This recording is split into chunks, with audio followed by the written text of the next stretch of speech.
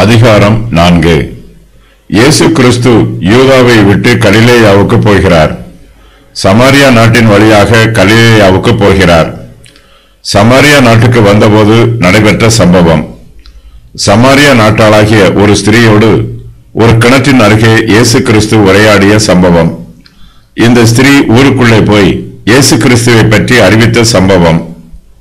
இந்த இடைவெளி சமயத்தில் இயேசு கிறிஸ்து தம்முடைய சீஷரோடு உரையாடிய சம்பவம். அந்த ஊரில் உள்ள சமாரியர் அநேகர் இயேசு கிறிஸ்துவின் மேல் விசுவாசம் உள்ளவர்களாகிறார்கள். இயேசு கிறிஸ்து சிறிது காலம் கலிலேயாவிலே தங்கி இருக்கிறார்.